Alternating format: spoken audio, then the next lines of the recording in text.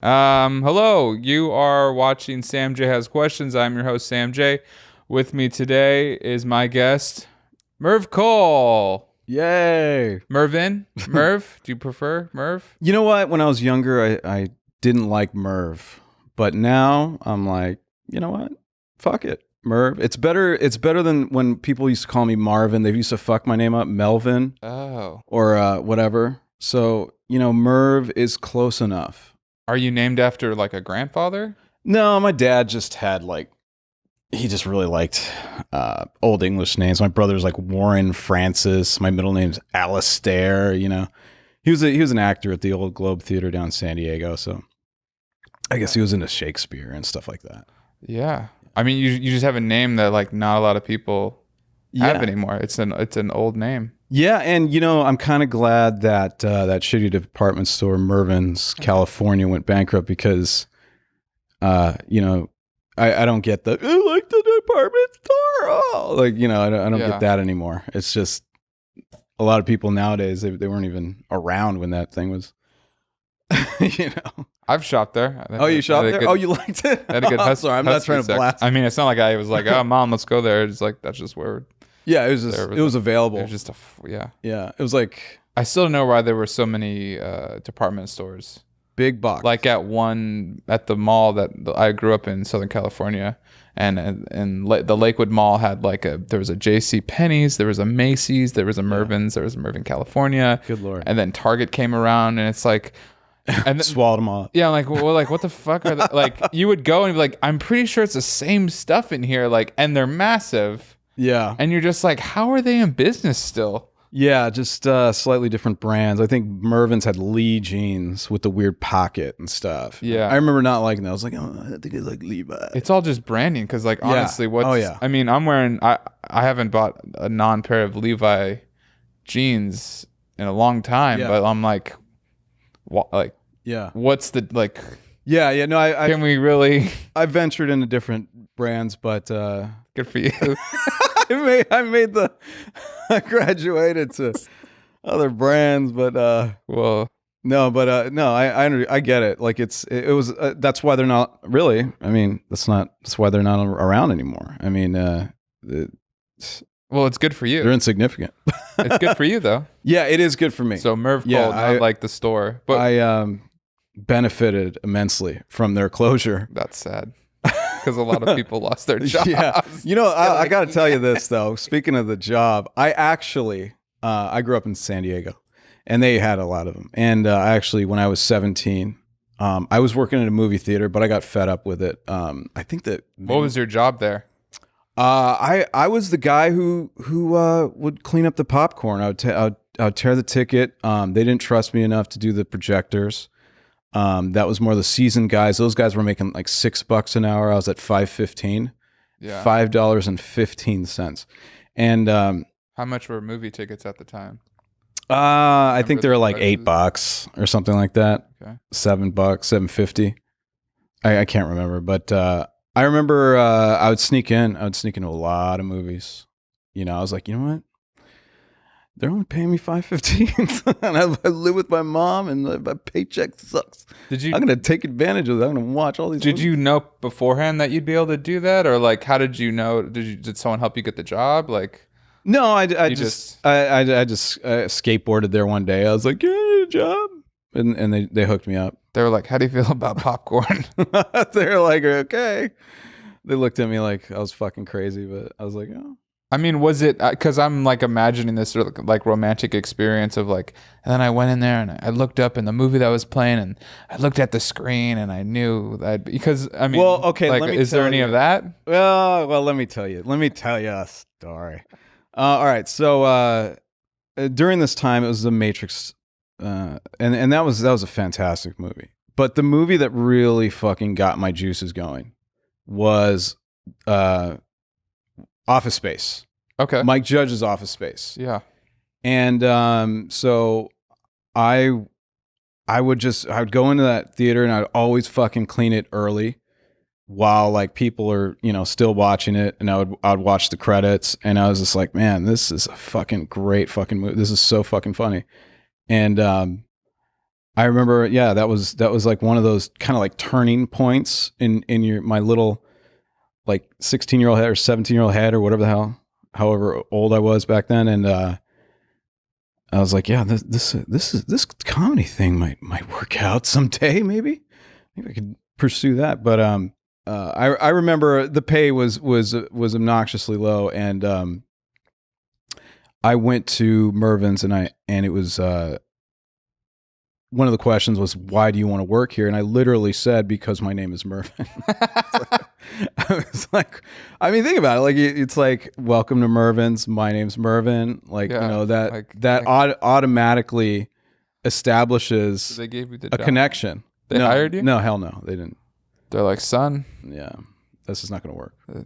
we admire your moxie. Yeah. That was very clever of you, but Wow. take your ass back to the movie theater. Take your yeah. So wait, so let's reset a little bit. We first met at the screening competition show, you'd call it. What? Yeah, Guild Comedy Theater, where a bunch of people were showing their work. Yes. Under the guise of it being some sort of insane gong type show where the audience could gong whatever was screening. First 3 minutes. 3 minutes. First 3 minutes, if the audience thought it was garbage, the gong would go off. The gong would go off. And mind you, there was no physical gong. It was just shouting gong.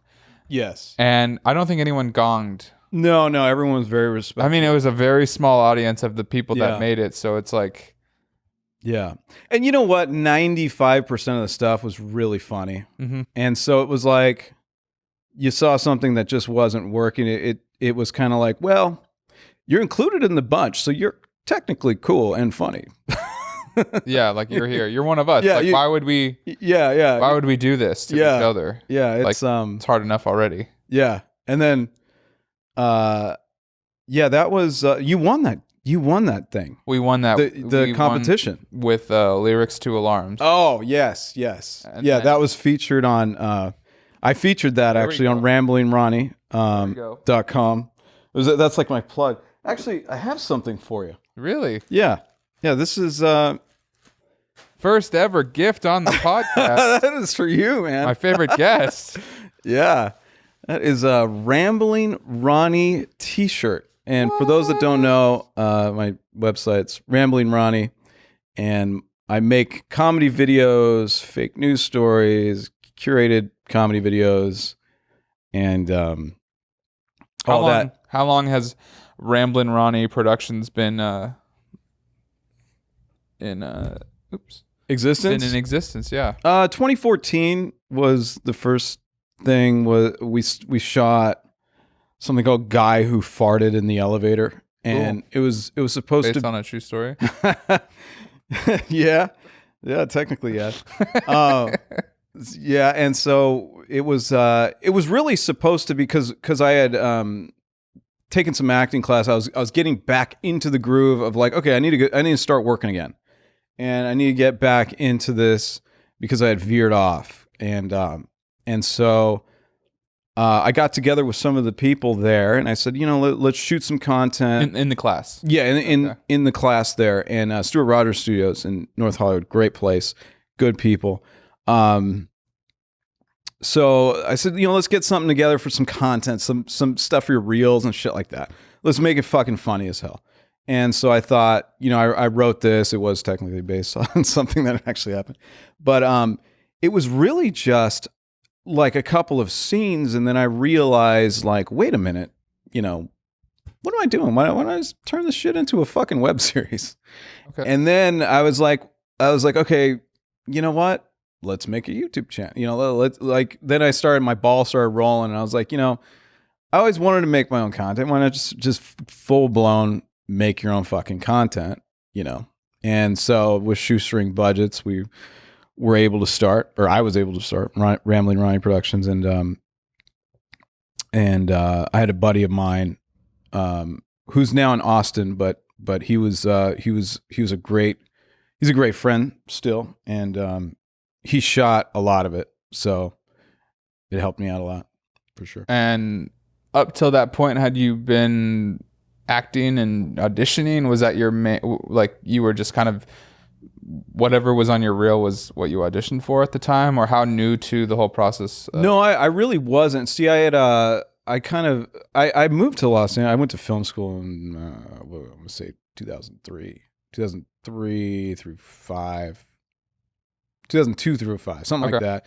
Moved to Los Angeles, and I went in like the production route, and I wasn't going the acting route at first. I was doing assisting. I was doing writers, or not writers assistant, but production assisting, and any PA, any kind of office PA kind of situation. And my, like, what I really was still do is become a staff writer on a show. So I thought, well, eventually, you move yourself up, and that's like the logical way to do it. But at the time, I had gotten like kind of like this acting itch, and it like sitting in these offices, in some of these places, I didn't really want to kind of like wait it out, you know what I mean? Or like put in all those years. And because some people, mind you, not guaranteed. Yes. Not even for sure that it's. For instance, I was at UCB, and I'm not going to name names, but there was a guy who started when he was straight out of freaking high school. He didn't even go to college. Straight out of high school, went into PA work, then went into got into a writing assistant job. Literally has gray hair now and is still a fucking writer's assistant. Never got in. I mean, is he good enough? I don't know. He seemed fucking really smart, really fucking funny when I was sitting alongside him, and in the sketch comedy class, I was like cracking up some of the shit. Yeah. So I'm like, is that it? What is it? Or is it just sometimes it gets fucking hard? It's very, nepotism or whatever it may be. You never know. But yeah, anyway, so I had kind of bailed that scene and kind of started doing like extra work, stand-in work, kind of did that. And then instead of going full blown acting, I kind of derailed and kind of got into some trouble with an old buddy. Had moved from San Diego up to Los Angeles, and just like old times, we would hang out, party and stuff like that. And we were fucking, I'm early 20s at that point, and we, got in like just party. It was nothing but partying, and just completely like put everything to the side, and I think I may have lost literally like 3 years of my life just doing really nothing, and so by the time I was like, okay, I think it was like 2012. I was like managing his band or whatever, and it didn't work out. He would never tour or whatever, but they had some good sounds. Pretty and stuff. Easy gig as a manager then. Yeah, no, it was cool. It just wasn't really what I wanted to do. But at the time, were they a working band? Like they were recording and they were recording a lot. Yeah, he was recording a lot. Wow. He had a studio in his house, kind of thing, and damn. But you can only go so far with like putting it on college radio and like iTunes and things like that, blogs and shit like that. You really do have to tour. Like if you're a comedian, you can't really get really too big if you're not going to clubs and not going to arena like colleges. Like you got to go traveling. You got to do stand up. It's kind of like playing music. You gotta play. So they didn't do that. They didn't do that because it was kind of like a formed studio band anyway. So they didn't have that whole like nucleus there anyway. So he would have to like bring a guy in from California or this and that, or try to teach this guy this certain music or whatever. Yeah. And so it was too much like just a hodgepodge. Yeah, hodgepodge of this. Unit. It wasn't a unit where everyone is here, like everyone is off of Cahuenga or something, like, hey, let's go play at the fucking Viper Room. No, definitely wasn't that. So anyway, I got out of that and decided like what the fuck am I doing, and get back into what I want to do, and so I got that itch again, and I quit doing all the drugs and quit even smoking cigarettes. Like I was done with all that fucking shit. I still drink, but I changed. Like I fucking rewired my fucking brain, which is funny because I used a drug to do it. I used mushrooms to do it, which it helps people actually in depression and things like that. But for me, it actually helped me kick other drugs. It was really funny. Yeah, I've had that experience. How it works that way. But yeah, it was eye opening, and so I was able to refocus, and I was able to use that like new energy to start going, like signing up for these classes and with improv and acting and all these things, just to get back into the flow of everything. So that's a little recap. So that was probably like 2013, and then 2014 was when you were like really taking the classes, and you found this community at the, what did you say, Scott Rogers? Scott Rogers, that's his brother. Stuart Rogers. Stuart Rogers. Yeah. He has a brother named Scott. Does he? Yeah. And you found this, and then you started shooting your own stuff, and yeah, then it became a website. And how much were you shooting? What was your typical like a video a week? You know, this was early YouTube, 2014. I mean, no, I wasn't doing it like I wasn't uploading consistently. I think that's how you hit that algorithm with YouTube, and you get a lot of subscribers. That's the way to go. I wasn't doing it that way. I was doing more like scripted web series kind of things, okay, where it was kind of like more involved, where it's like you can make I was making like sketches. After I did the web series, I was making sketches, and which I ended up combining. I combined it to make a show, which is now on Amazon. I find that YouTube is beneficial for a certain type of content. Like I think scripted shows probably not as useful on YouTube. I think it's better, how-to videos, cat videos, maybe like film podcasts or something like that. Vlogs, yeah, whatever. I'm not sure if it's interviews, like lectures, I just don't know if web series or sketch shows or things like that it's just not like the I just don't see it's like the proper platform. I don't know if people really like crave it anymore. No one wakes like, you know what I want to do today is find a new web series to watch. No one ever. Yeah. And so I felt like Amazon is probably like you're going there for shows. You're not going there for a how-to video. Right. It already cuts off the type of searching and what. Yeah. So you're like, I want to sit back and watch, a movie or a fucking sketch show or a fucking, whatever. So that's not. So that's like the new focus for my content. If I keep making these, it's definitely going on there. But I'll drop snippets or whatever on YouTube. Yeah. Whatever. Or Vimeo, I guess, too. Yeah, I think of my YouTube channel as just like a time capsule. Just like I have videos on there that are from, I think my first videos is like 2012 or 2011. Yeah.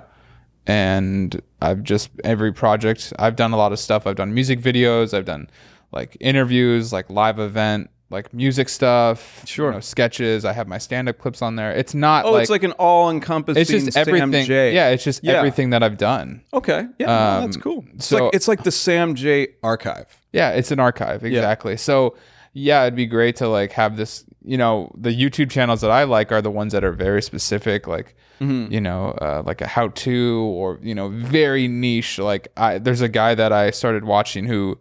I skateboard, so all of his stuff is just like scientifically studying skateboard tricks and recreating like really strange. Oh yeah, I saw tricks. You're into that. Yeah. So like that's what I love. Like I would only watch that and send it to my friends. Or did you grow up skating? Yeah. Okay, I did too. I never. I never like kept skating. I kind of like weed. I used to smoke weed, and then like once I hit like 21, I was like, okay, no more. Yeah. That was like me and skateboarding too. I was like, I can't do that anymore. Kept skating. I've got. You just never stop. They now call me sir at the skate park. I'm like. Oh wow. Oh, yeah. That's right. Yeah, they're like the elders. Sorry, sir. They get my way. So sorry. We're so sorry. Yeah. I'm like, it's okay. Like the chieftain. Yeah. Now I'm the old guy. It happens. But it's fun because I skate with two other of my buddies who are older than me and still skate, and we're Yeah, no, that's great. So, but back to my point is like it's that very focused thing that people watch. Like, I think. Oh yeah, I for sure think YouTube is definitely like a niche kind of thing where you're going there for a specialized kind of thing. You know what I mean? You're not going for movies really. Maybe you go for a trailer. Yeah, a trailer for sure, and whatever's trend. I mean, you see what's trending, and it's like, really obscure music videos that I don't know the people. I mean, not obscure because a lot of people watch them, but like like pop music. Then there's like the people who are just like I bungee tied my girlfriend to my roof, and it's like she's like, oops, and the girlfriend's like. It's like a stupid video, like and it's a YouTuber, like kind of just doing these weird things. And then of course YouTube Red, but that's big budget. Oh, I haven't Cobra even Kai experienced YouTube Red yet. They keep wanting me to buy. I haven't either. Although Disney Plus, I have. Do you? Okay. Yeah, I've jumped on that wagon. I think it's coming soon. So it's out. No, for me, I'm saying. You're you're gonna work your way. Yeah, I'm not doing it now. Yeah, no, I was a early adopter. Is that what is this called? Yeah, yeah, I'm the second waiver. I even signed up for the pre whatever, and yeah, the minute it was like downloading, I'm like, okay, here we go. So you've already watched The Mandalorian? I have. Yeah, and I enjoyed it. And I think I met Favreau and at the Chef premiere in 2014, and I thought he was a cool guy, and I think he does a lot of great work. I mean, he's a varied guy. He can do comedy, he can do sci-fi, he can do whatever. I respect that. I don't know. Like I know some people are like, oh, what's up with these people who are the jack of all trades, master of none, or whatever. I think Favreau can do it. Mm-hmm. He can do everything. So you can pull it off. Yeah, you can pull it off because I don't find the writing super cheeseball, or you know what I mean. Like I don't think there wasn't a part of it where I'm kind of like I was taken out of it. Because I think sometimes when I was younger, I would try to like explore the Star Wars kind of like canon, the extended, like the whatever unauthorized like sequels or whatever that people would write and things like that. And I just couldn't get really into them. I know some people can, I just couldn't do it. Whether it just didn't come off to me as authentic or, sometimes it gets a little, I don't know, L. Ron Hubbardy or something like the sci-fi just kind of like goes over my head. It's like, how much of it do I actually like? Yeah. So, yeah, it's good. It's worth checking out. It's worth the $7.99 or whatever the fuck it is. Yeah, I feel like I have to cancel one thing and pick this up and then like keep shifting stuff around. Yeah. Cause I'm, yeah, I have like 6 fucking streaming services now. It's really ridiculous. I'm a football fan on top of it. Yeah, so you got to get an expensive hobby, by the way. It is. Yeah, and I'm subscribed to the Hulu Live $44.99 package. I go to the freaking games, and I go to the sports bars, and I buy the fucking gear. And yeah, you're throwing down some serious dough. Can we talk about? I think it was the Browns player. Maybe 2 weeks ago or a week ago. Griffin? Is that? Am I making this up? He hit the guy with the helmet. Yeah. Yeah. That was interesting. Well, supposedly there was a racial slur that Mason Rudolph, the backup quarterback of the Steelers, said. But when I look at that, I said, yeah, you know, sure, you can't use the helmet as a weapon, but should the guy be trying to rip off the quarterback, be ripping off the defender's helmet while he's on the floor, you know, like on the ground? Yeah, I didn't see that clip. Yeah, I didn't see the first part of it, so I don't know what that exchange was. The physical, like, did he tug the face mask down? yeah. It started with it was kind of like a pushy kind of game. Yeah, A chippy game, I should say, and the Browns were beating up on the Steelers, which historically has not happened. The Steelers have owned that series for a very, very long time. This is Ben Roethlisberger, the longtime Steelers quarterback, is injured, so the Steelers have not been as good. They've been kind of in a downward trajectory the last couple of years, but they haven't been this bad.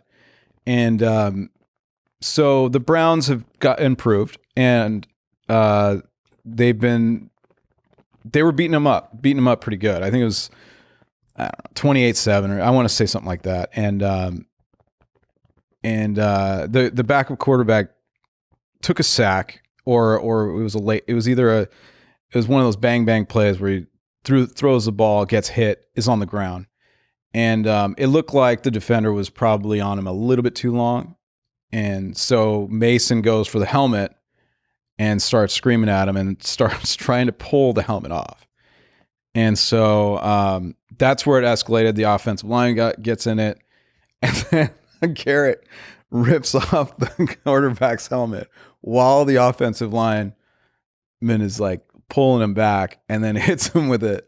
I don't know. Does he put it on his head? How did? Yeah, right. He hit it square on the top of the head with it. Oh, I thought he like hit it and it like perfectly like fell back into his head. No. It's just like the corner of it, Like the corner of it hit the top, and there's memes all over the internet where it's like half of his head is down. He's got this whole like cone thing going on. Yeah, I mean, I love sports. It gets a little out of control. I'm trying to get into it. I just haven't watched football in so long, and I just got no skin in the game. So it's my team is the Chargers. They relocated here to LA, so they're closer to me. So I'm very excited about it. But there's still a lot of people that are not on board with the move because some of these people are invested in not just the football, but what it represents for their community. So they feel like having to commute to another city, which even though LA and San Diego are very close, they think that there's some sort of a rivalry, which really there isn't. Yeah, we're all kind of Southern California, if you really think about it. So there's some bad blood there, but it's I've embraced it, and I'm excited. They're opening a new stadium in 2020, and I'm going to be fucking there. It's going to be exciting. It's next to the Forum? Yes, in Inglewood. And they're sharing it with the Rams. And, and I know it's a joke about, nothing, let me Charger fans. Well, yeah, there is. There's, My cousin's a very big Chargers fan. Yeah. He's from Long Beach? Yeah. Yeah. So we exist. You do? Yeah. You do. We're ready. We're ready to go. This year didn't happen, but next. This year was comically bad, and there was some games. I went to the Packers game and against the Packers, and it was here in L.A. Well, Carson, but that's South L.A. and that's they play in a temporary stadium that the L.A. Galaxy plays, a soccer team plays, and it was like 85% Green Bay Packers fans. And these people paid upwards of $500 per ticket, these Packers fans. And it turns out that some of the fans are from San Diego that root for the Chargers still. They renewed their season tickets and they drive up. And they decided to cash in and sell the tickets to these Packers fans, who many of them aren't even from Wisconsin or even been to Wisconsin. They're just fans of, the team because they did so well and the legacy and the tradition and blah, blah, blah. And so they lost. The Packers lost. And I was sitting next to some people that were literally crying. They spent $550 to see Aaron Rodgers get his fucking shit kicked in. And, you know, we weren't doing very well this year either. We were pretty injured. We had high expectations at the beginning of the season, but that game, it all came together for us for one fucking game, and we kicked the hell out of this team's ass. And I felt kind of bad. It was really weird. It was like I was happy but sad. Felt bad for the people, the fans. Yeah, like all these people in the stands. I was like, wow, that's a lot of money to see your team get their ass kicked. Yeah, you can't get refunded for that. Can't. No, like, hey, my team lost. I want a refund. No, sorry. Sorry, buddy. That's not how this works. That is not how this works. You sign up. You sign up for it. You fucking bought the ticket. You take the ride. Isn't that Hunter S. Thompson? I'm trying to think of like a couple purchases that I've been disappointed with. Not $500 worth, but there might be something recent. Was it an Apple product? No. It might have just been an experience. I think some shows, I go to a lot of like live shows and whatnot, and okay. sometimes I'm just like, yeah, I really didn't need to spend that money to do this. Yeah. Just okay. Sure. So, but anyway. Was it a comedy show? It was a comedy show. Anyways, how did I know that? Let's catch me up, Mr. Merv Cole. Yeah. Since 2014, you've had Ramblin' Ronnie Productions. What are you? Was that going to fit? I think it's a large. Might not fit me, but I'll be getting in there. You know what? Ultra tight fitting shirts are going back into style. I'm losing weight. It'll be more motivation. You are? Oh, perfect. Then you're in. If I can get into a large, yeah. Whew. Yeah. Yeah. Someone told me like you're disappearing. I'm like, come on. Oh yeah. How you doing it? You cut out the soda. Drastic life change. Okay. Very drastic. Just cutting calories, massive. Yeah. And a program that my friend recommended, he went through it as well, where they basically ship you your meals for the month, just like bars and smoothies. No shit, you're doing that. Yeah. Okay. So I make one meal for myself, and I started the end of September. I was 250 pounds. Oh my goodness. Thank you. And I that's great, man. Sweet Jesus. Good fucking Lord. You are a fucking beast. Yeah, I'm almost 6 foot too. I'm like a fucking, I don't know what position would I if You're I like was the guy that rolled into the fucking theater that day. Oh, fuck. You were the guy. That was you. No, I'm kidding. my now I recognize you. Yeah, so my current standing is 220. That's great. So, and I haven't been 220 in like 4 years. Wow. So I'm trying to get back to my fighting shape. I fluctuate like a motherfucker. It's a battle. I don't get that big, but I gain 12 pounds in a month, and then I have to go back down. It's like, it's, you know, alcohol, or sometimes like you throw in a cookie here and there. I don't know. I have got the weirdest fucking metabolism.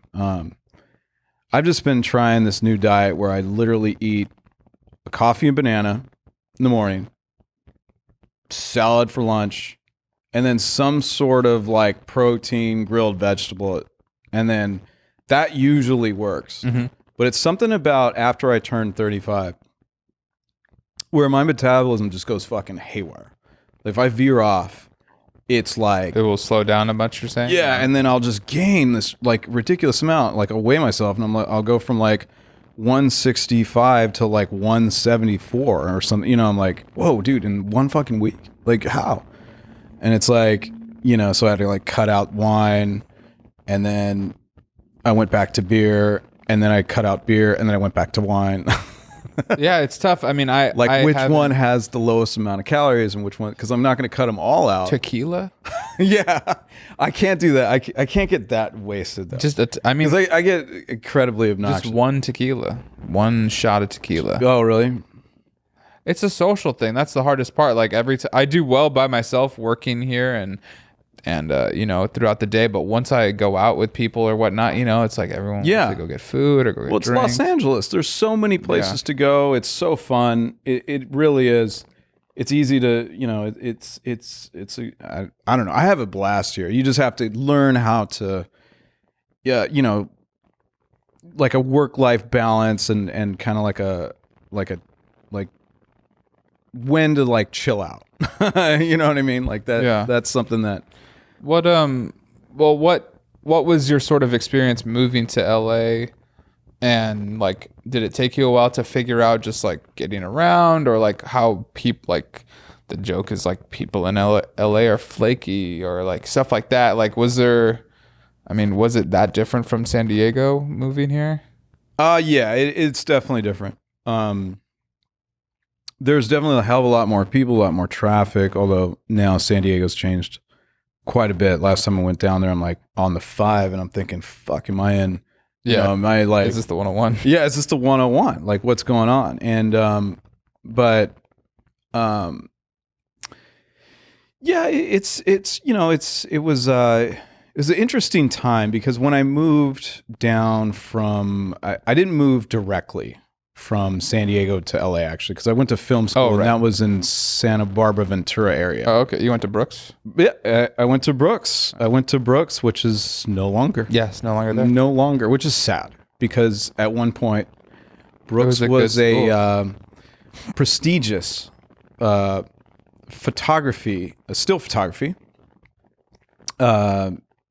school, and they had a couple of, you know, side programs. They had the cinematography program. They had like a visual journalism program for photographers that aren't doing it for the art, more for, you know, the less like fashion art stuff, more like for newspapers or whatever, you know, journalism. Right, that's what that is.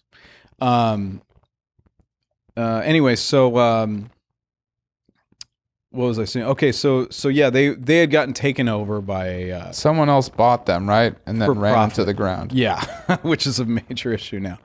But I didn't realize this until like I was about 8 months away from graduating, because I realized, okay, why is my tuition constantly going up? Like, what's going on? People are starting to ask questions, and they were starting to sign up anyone who had a pulse. And so all of a sudden, you know, there was expansion and there was more students, and price went up. Price went up. And then some of these people are like, are you really interested in doing this for a career? Like, why are you here, kind of thing, you know, like, and you started to realize, oh, they're roping them in through these like daytime television ads and like car salesman tactics and all kinds of crazy stuff. And I'm like, oh God, you know, you're wrapping all these people in with student loans that, you know, shouldn't be, you know, or, you know, have no desire to finish these courses. And they're going to leave here with like $50,000, $60,000 in loans, you know? And so, but the funny thing is it didn't close down until like 3 years ago. So it was still doing this for a very long time. So yeah, when I left, we're getting sidetracked here, but when I left, it was, I was like, okay, well, you know, I graduated because it was a non-transferable degree, and I had already invested the money. So I didn't want to leave and not get the degree. So I was like, fuck it. I'm just going to owe the money, but at least I'll have it, you know, I can move on mentally and yeah, with like this, yeah, degree. Check mark, yeah. Yeah, you know, so is it really worth it to get a degree in film? Not really. But at the time, I felt like, you know, that it was important to me. It was important for, you know, like maybe like family legacy or something, that, hey, like I went to college and because my brother didn't. So I was like, well, you know, I went to college and I finished it. And that was something that, I mean, my half sisters did. They went to college and finished, but that's half sister, not whatever, not full kind of in this sort of separated family Right. ordeal. So yeah, anyway, so Ventura was kind of like San Diego, like a beach town, and it was fun. And when I got to LA, I didn't move into the city. So I kind of like moved by kind of like Marina Del Rey area. Okay. So I kind of like eased myself into it. But that was a kind of a mistake. I think if I had to do it all over again, you would just move right into the mix right away, and get acclimated. The time driving to auditions, the time driving to set, it's just too far. The amount of time in the car, it wasn't the right choice. I would never do it again. In fact, I know a lot of people move to the Valley because it's low cost, and even then, I think that's too far. Mm-hmm. It's for me. I don't know. But where were we again? Sorry. Oh yeah, just like you're saying, like getting acclimated to the city, and what is something that people should keep in mind if they want to live in LA now that you've lived here since 2000 and yeah. Well, the costs have skyrocketed, and I think it's there's a lot of people leave because the cost of living is expensive, and it was a little different back then. Like the commercials, for instance, were all union. So if you got into the guild, even if you had like one fucking one-liner on a commercial, you can get into the guild really easily. You can get in as an extra. Mm-hmm. Like you just collect the fucking Taft-Hartleys or whatever, and then you could just pay the thing and get in, like the guild fee, the initiation fee. And then so a lot of people, they would book one or two commercials, and I even did, and you would get residuals, and you would be able to live and not have to bust your fucking ass at a day job. yeah. Like you don't have to be. A lot of people traditionally, whatever, are bartenders and waiters or whatever, and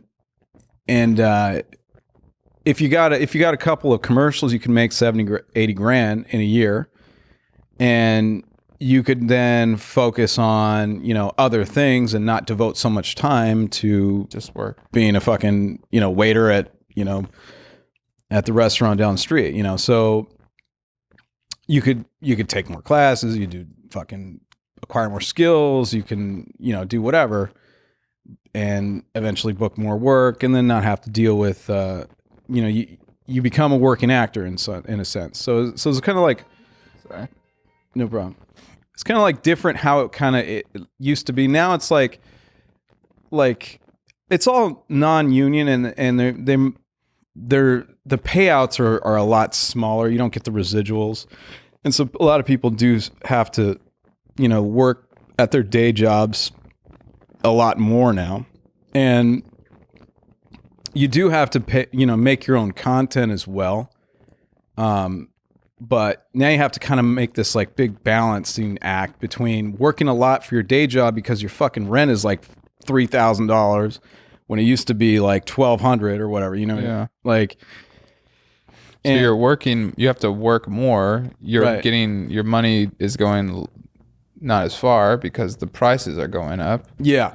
and then you're still required to make stuff even when you're not like. Yeah, you got to produce something, a podcast even or whatever. It doesn't matter what, or you got to be out there hitting the ground as a comedian. Mm-hmm. You got to be out there. You got to be, even if it's just open mics, you got to be out there, and you got to be doing sketch shows. You got to be doing plays.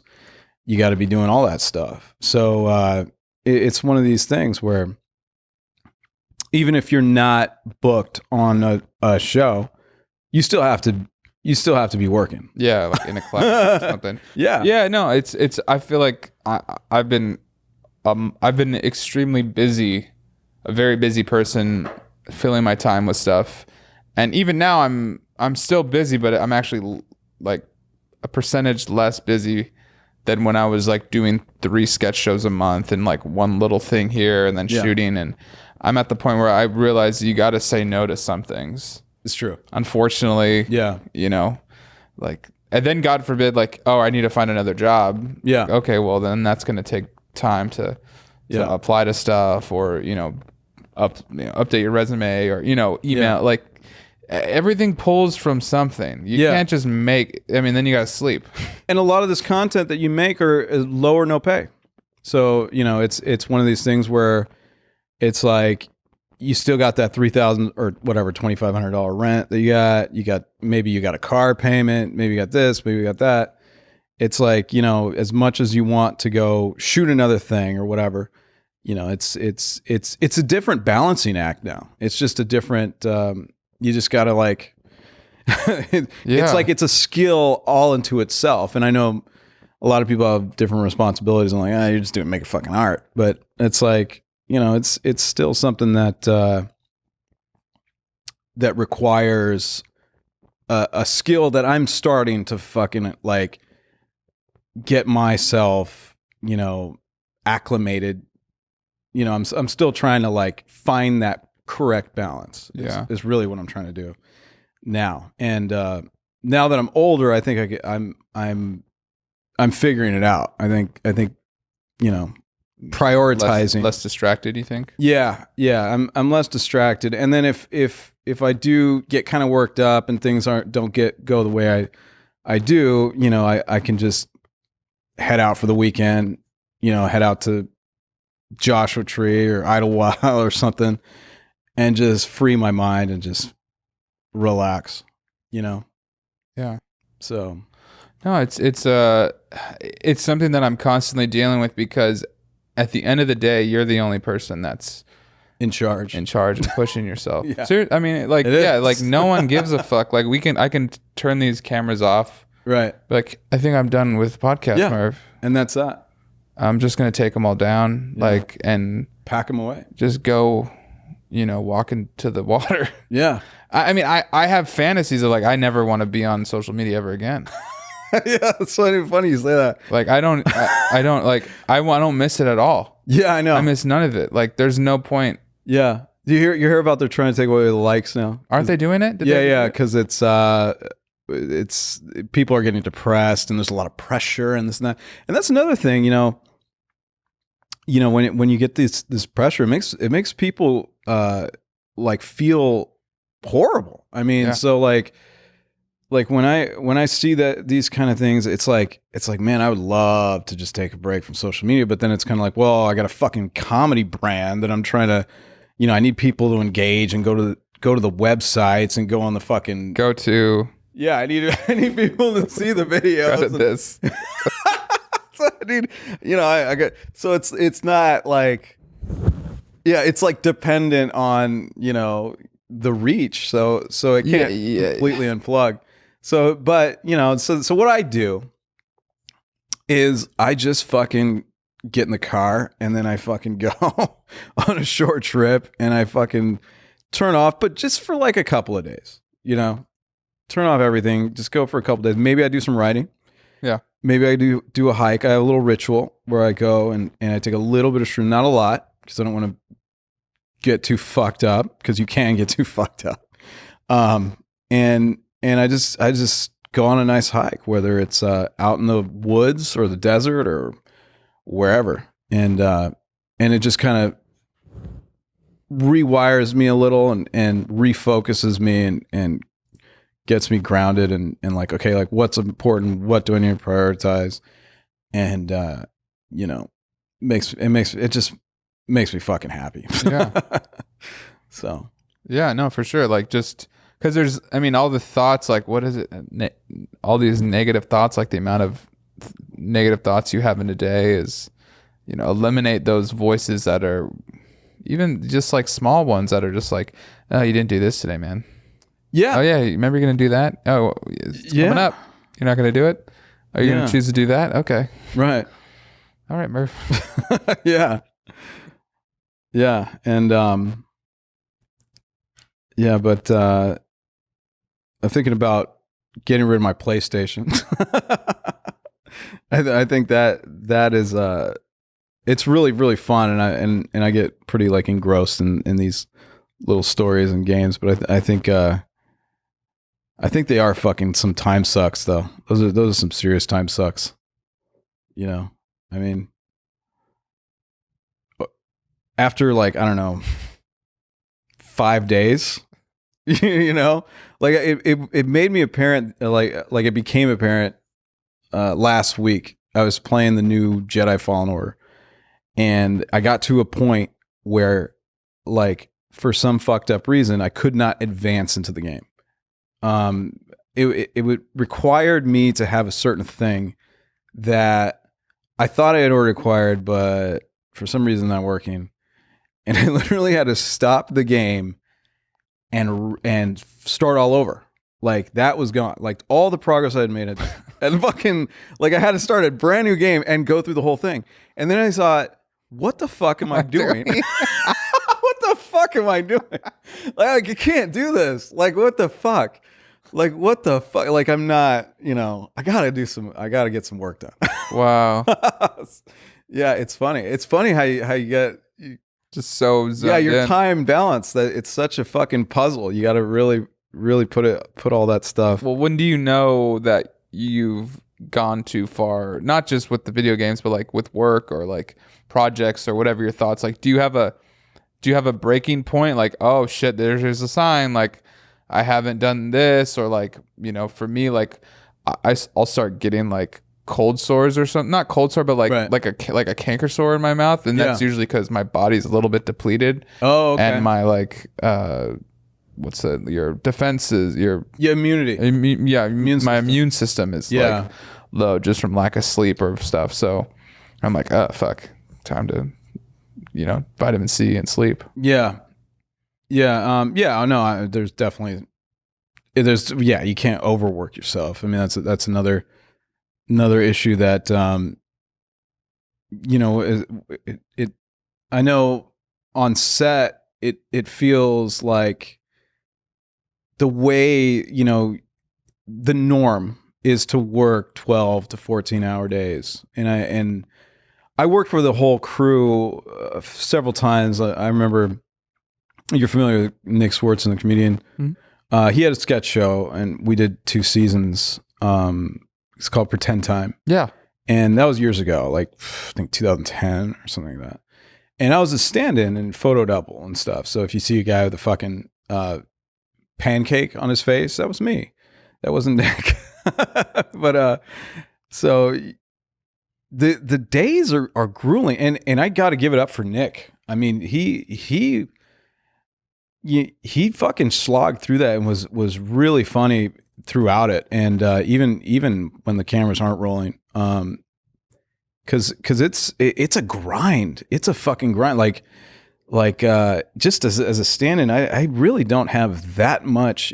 Or when I did that shit all the time, you don't have that much responsibility, but you just have to be there, and you have to, like, you know, stand there or whatever. Just your stamina being on. Yeah, like it's just you have to go through it with everyone. Yeah. It's weird. And I don't know. I feel like eventually I think the hours in the day will probably get condensed, and the way things are scheduled to ensure more of a balance. I mean, I think I understand why they do it, just to get it done. Just to go right to the finish line and fucking get it done. Yeah. And then take a month off or whatever, and then move on to the next project or something. So, to meet the deadlines or whatever. Yeah, but it's not like they're working the entire time. Like, filmmaking it's mainly standing around. A lot of it is. You're right. A lot of you're right. around. But it is kind of exhausting though. After even that. But yeah, that's after like the 3rd week, you're kind of like, fuck. It's like, damn, I just did, like, you know, I did 80 hours last week. I did, you know, or whatever. Because every day is like over 12. And you do that 5 times a week. Jeez. Yeah. So then time to unwind. Yeah. Kind of take a little mental trip and get out of the city. Yeah. For me, definitely. I mean, I love Los Angeles. I don't see myself ever moving. Yeah. But, you know, I think it's healthy to get the fuck out of here like every once in a while. From time to time. Just hop on the fucking 405 to the 10, bro, like whatever, and or Californians. yeah, dude, or what is it, the LAX? Even though that sounds like a nightmare. Oh yeah, I wouldn't go there at all this week. It just sounds like a nightmare. Like they did that thing with the Uber where like you can't even. Yeah, I don't know what happened, but you can't get it at the sidewalk anymore. You got to go to a certain lot now, and it adds like another 40 minutes. Yeah, it's incredible. It just I don't know. I'm gonna fly out of Burbank. It's like John Wayne International. It's pretty good airport. I had to John Wayne. Oh, Bob Hope. Yeah, John Wayne's in OC. Right, and then Bob Hope International. Yeah, and then Lindbergh down in San Diego. Yeah, if you want to fly out of that. You know your airports. Oh yeah, I love my airports. What advice would you give to people as far as avoiding that burnout or that project, or like, you know, we were talking briefly about just persistence, you know, and distraction. What are some other like big things that you have learned now that you wish you knew, like maybe when you moved here?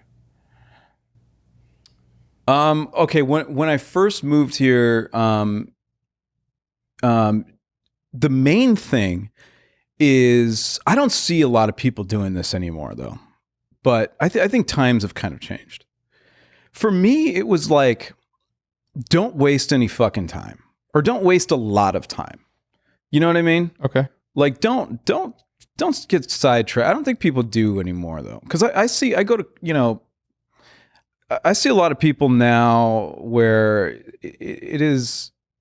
it's easier to make content, but it's easier to get like, I mean, you can get like a lot of followers now on Instagram or whatever like that, and you could build yourself a nice little built-in audience just by making little funny comedy videos just on Instagram.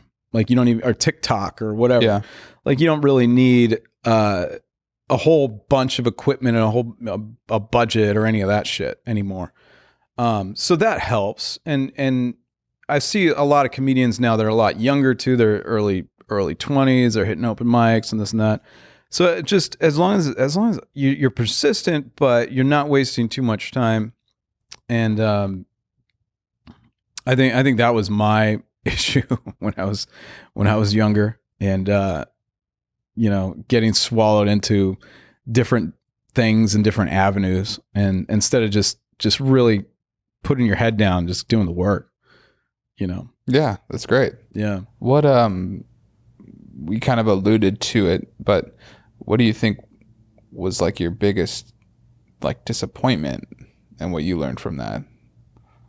Whether it was like just a time period. I mean, I know you've kind of mentioned briefly about kind of like getting distracted, but was there anything specific that you feel like really learned the most from? Yeah, I think one of the issues is for me, I think when you're going through casting, sometimes you're kind of like you kind of have to know your brand first of all, and for me it's like when I was going through a lot of the acting channels, it's like, where does this guy fit in? Is he a typical white guy? Is he this and that? What is he? He's half, I'm half Argentinian. So can we put him in like these Spanish language McDonald's commercials or something? Like what is his niche, or what is his, what is he all about here? And so it can get confusing sometimes. So it's as long as like your look, your brand, your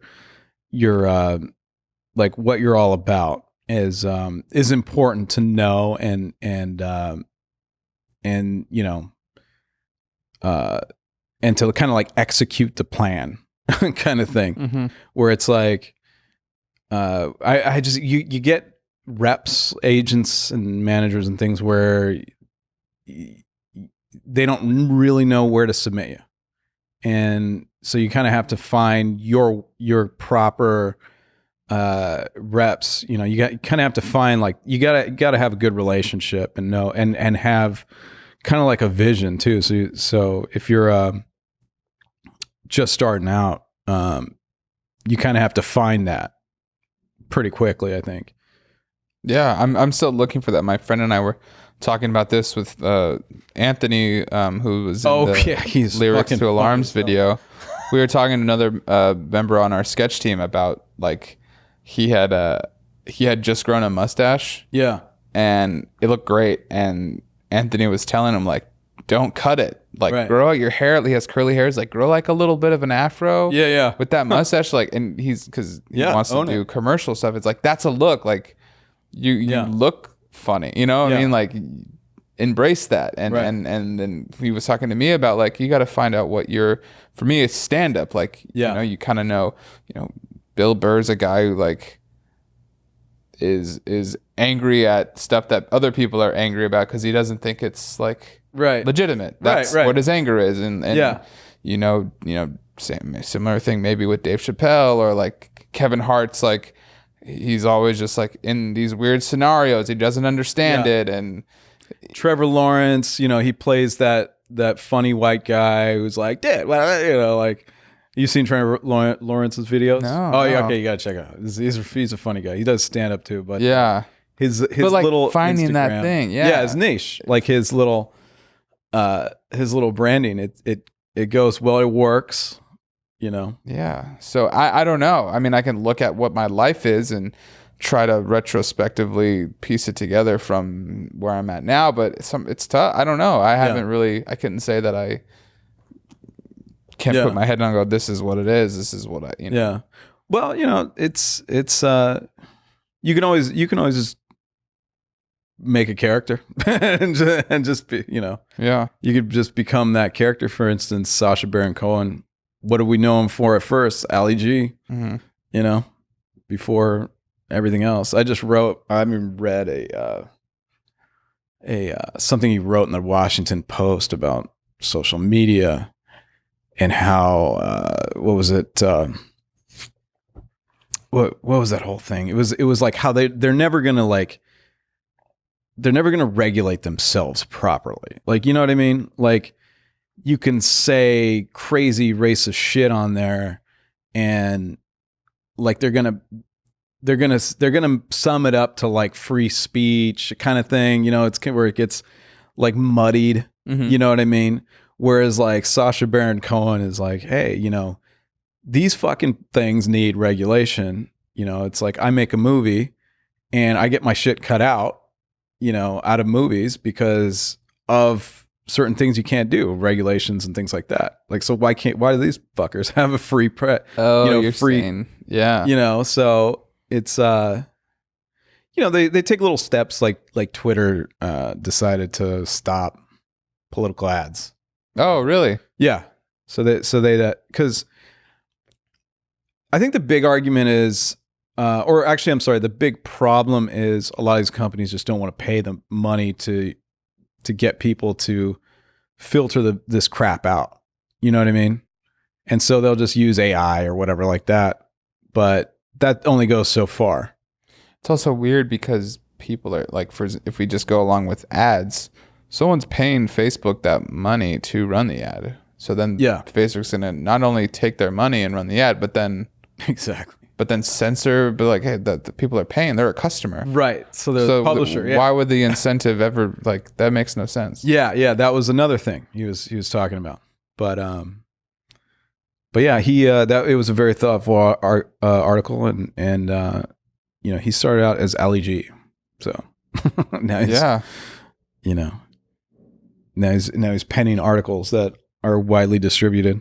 That's wild. Yeah. I think I even saw a video of him talking about sort of the reality has changed now, because when he was making a joke as Ali G, people would realize that what he's saying is humorous and not what he really means. But now people can say stuff as a joke, and there's like different reference points now. Yeah. Because you're like, yeah, that is, you know, They do that. You know what I mean? Like they can take it as like a whatever they want it to mean versus because yeah, like I said, Nick, people are just coming from different, a lot more different perspectives and kind of are like right. you know, And the proliferation of fake news. It's like what people don't know what is actual fact. Like people just they can't discern like what's correct and what's not because everything's fucking allowed because you can't do anything because it's, well,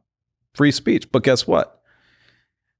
That's a private company. And that's the argument was. Right. You sign their terms and conditions. Right. So. Which no one reads. Yeah. Who reads those? Yeah. Yeah. So yeah, it's different. It's a wild time we live in. And the fact that Trump is our president right now is a reflection of that. And it's one of the reasons why I made MAGA Mamas, which is it pokes fun at the women who voted for Trump. So I'll definitely put a link to that in the. Did you show that? Was that a piece that you showed? Yeah, that's right. Yeah, that's one of them. And this is this all on the Amazon? Yeah, Amazon. Project? Can you tell the title again for me? It's Rambling Ronnie's Sketch Show is the name of the show, and it's a collection of sketches, and it kicks off with MAGA Mamas, which that shirt right there is actually as a part of our. It's on our website now. So what we're doing is we're doing a crowdfunding before we launch the crowdfunding. So interesting. Yeah, you can go to the website and buy direct before we, I should say, royal we. Yeah. Before I start actually doing the crowdfunding on one of these like sites, but you can buy direct and help fund the next project. The next one, like, yeah, awesome. There's mugs and shirts and fucking bombers and all kinds of stuff. So, do you have a start production date? Like, what do you what's a? We're trying to shoot in January. Okay, great. Yeah, I'm trying to link everyone's schedules and stuff like that. And I want to raise a little money to help pay them some money. How many days do you think you'll so shoot? They can pay their rent? Yeah, their $3,000 rent. They're gonna pay their fucking rent. Yeah, I want to bring that in. Hopefully we only have 11 months left to this presidency, but I want to continue to bring this into the fold. Like it's one of the craziest. The craziest. I don't know. If you're watching the impeachment hearings. Yeah, if you follow it, I'll probably check in the second season. Yeah. I won't watch the first season. Yeah, it's I only have it's nonstop. I've watched a little bit of it, and then they were disappointed because they didn't really get any good testimonies or something. Yeah, like so it's just kind of everything's damning. Like it's been damning since maybe it hasn't been like this. They're like we're still going to continue. Collusion portion, maybe not so much, but the obstruction and this quid pro quo and all this stuff it's a constant. It's bad, but it's funny that people are able to look the other way and say, fuck it. That's funny. Yeah, I think people who are, I have nothing. Look, I know Republicans. My uncle was a Republican, and there's nothing wrong for like when people vote in their self-interest. I really don't get mad at that. Like I'm totally for that. You know what I mean? Like if someone came up to me once and said, all this shit is wrong, but I inherited a shit ton of money and I don't want to pay any fucking more money. I don't want to ever work. They say this flat out.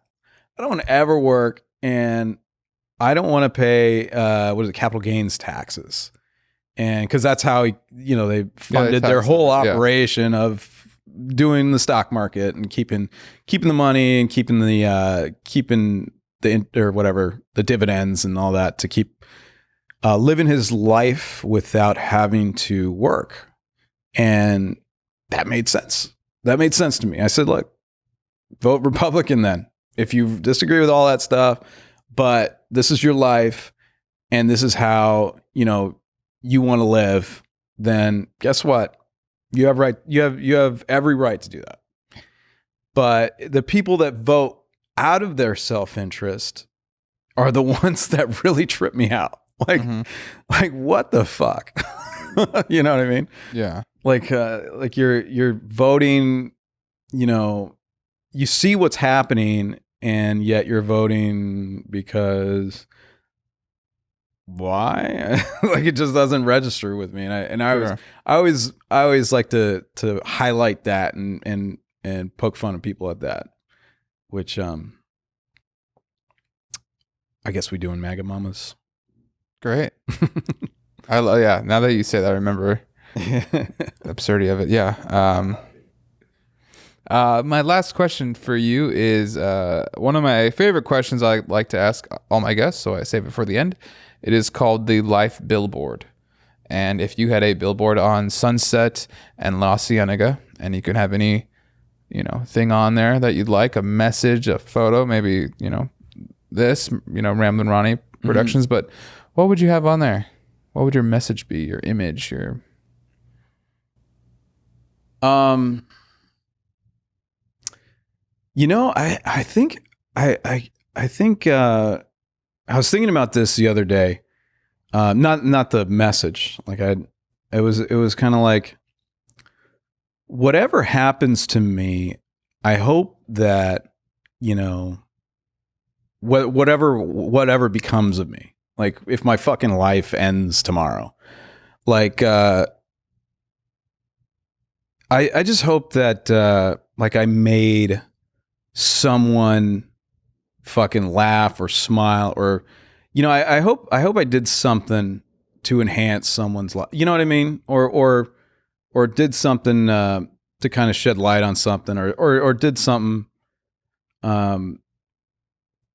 to maybe make them feel loved or whatever. Cause at the end of the day, you look at, what is important sometimes, and we kind of lose track of,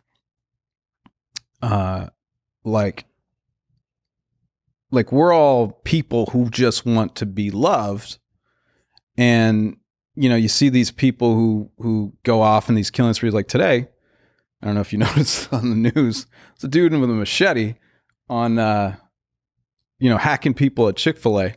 Oh, I didn't even... Yeah, down here in Hollywood. So, whatever's going on, I don't know what was going on with that person. Maybe overdose or maybe whatever, mental illness, could be anything. But I think that's why some people turn to religion or whatever. I think it's important to, just make life, I don't know, just kind of love each other. And for me, I think making someone laugh or making someone smile is, I don't know, it's just important, because I think sometimes we get worked up into things that really shouldn't focus too much on. And because some of these things aren't as important as you might think, and if you could fit every single fucking word on that billboard, Great. that would be great. But you'd have to park, obviously. You don't want to... Very small font. Yeah, you'd have to park, then read it, and not try to read that while you're driving. Very dangerous. Yeah, I think that'd be great to put on a billboard. Yeah. In summary, I don't know what I just fucking said. No, we'll salvage it. I think that was in fact, great. Everything I said in this podcast was completely false. So... Like I'm playing a character. Yeah, right I just wrote it. I wrote it while I was here. It was this. Well, thank you so much, guys. Make sure to check out Ramblin' Ronnie Productions. That's the name on social media? All the jazz. Ramblin' Ronnie Productions is the producing the original content. But yeah, Ramblin' Ronnie is the website. Oh, okay, and. Yeah. But just to send people to that or your own personal one, what do you post more of? Oh, yeah, ramblingronnie.com. Okay. Yeah, it launches all the social media and all that stuff. Great. Yeah. Thank you so much. You've answered all my questions. Good. Thank you for coming on Sam Jae Has Questions. Oh man, it's been a pleasure.